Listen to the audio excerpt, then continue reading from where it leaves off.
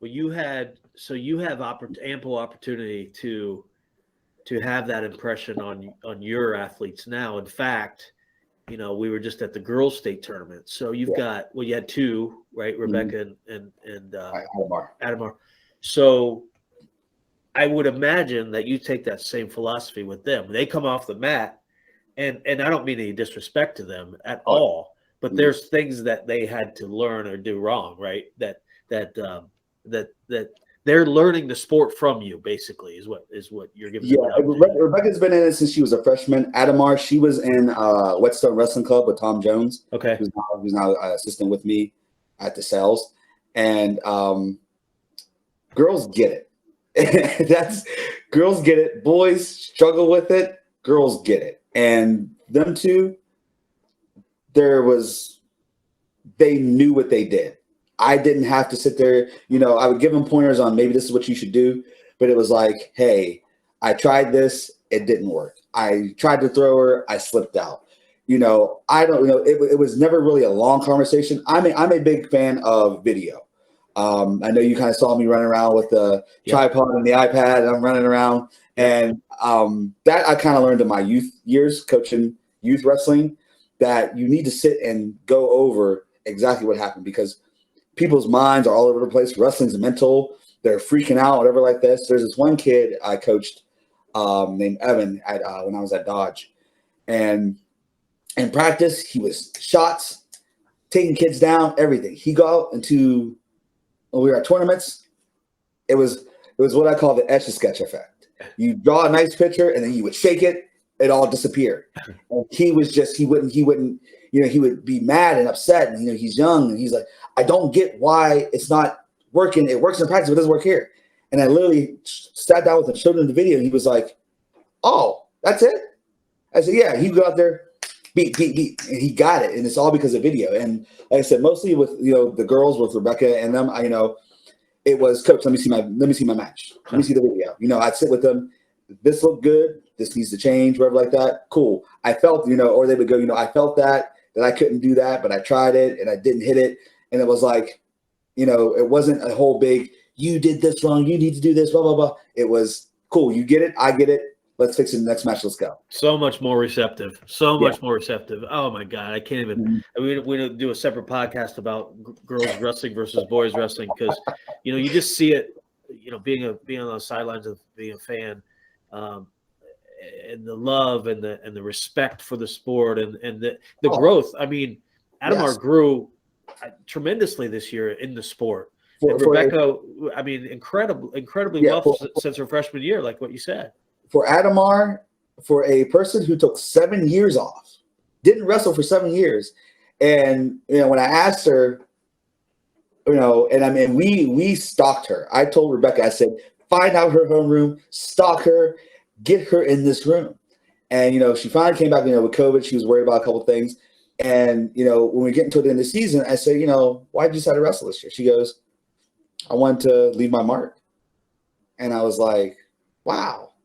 But you decided your senior year to do it? Like, come on. You had 4 years, but it was like, I wanted to leave my mark. I wanted to put my name up somewhere to where I was remembered. Yeah. And for her to, like I said, when I first saw her, when our first match, we were at Hamilton Township. And, I'm a big thrower. I love throwing people, not head and arms, but, seat belts, over-unders, Japanese wizards. I love throwing people. I love sending people up fireman's carries. And she hit a seatbelt throw. And I was like, this is my girl. Let's go. And I got up and I said, because she didn't do it in practice. She didn't do it at all in practice.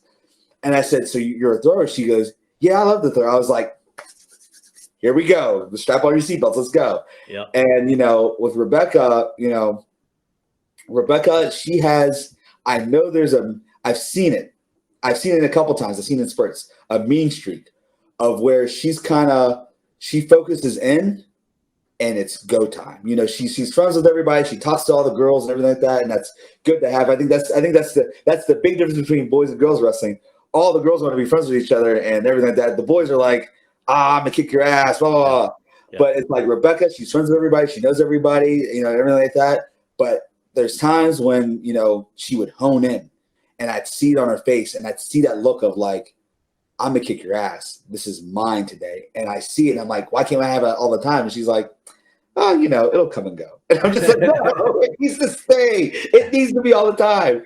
But, they're just two girls who are just, they have a passion for the sport and they're just awesome. They're just awesome to be around and they're fun. It's fun. And the one thing I like about girls wrestling, and I talked to a couple officials about this too, like when you go, everybody's into it. Doesn't matter what school they're from, doesn't matter what, the crowd is in it. Boy, like I was just at our sectional at Licking Valley, and like half the time it's quiet unless someone has brought a big crowd. Yeah, it's thunderous. You were there at the state. It's thunderous. Orange is cheering. Shenandoah is cheering.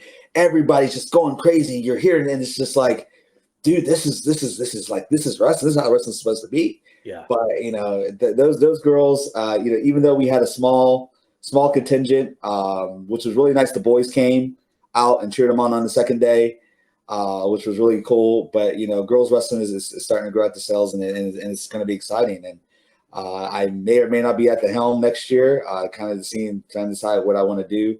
But I'm thinking about bringing in some former girl wrestlers that I saw this year to maybe try to head it up and really spearhead it. Oh, that's good. I mean, you do bring up a good point. As that part of the sport grows, we need to see more opportunities for girls to be at the helm. Yeah, I think it's important. I mean, not that guys can't do it. It's just that there's a certain relation that girls, especially ones that have experience wrestling already, will be able to bring to a program like DeSales, a historical, storied program like DeSales. And I'm sure you guys want to have state champion female wrestlers as well. It's coming, and I think I can say this. If Rebecca has anything to say about it next year, she had a couple injuries this year and stuff like that. She was predicted to win it all, and injuries kind of plagued her a little bit toward the end. That's why we kind of pulled back a little bit on our tournaments with the girls. But if she has anything to say about it, she's coming for that title. She really is.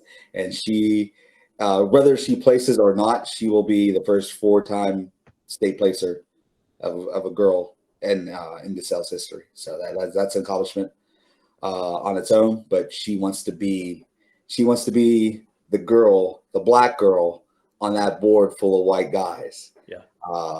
On the board. So we're definitely going to try to make it happen. A lot of Italian white guys for some reason up there too. Can't figure it out. I don't get it. I don't know, but but yeah, she's determined about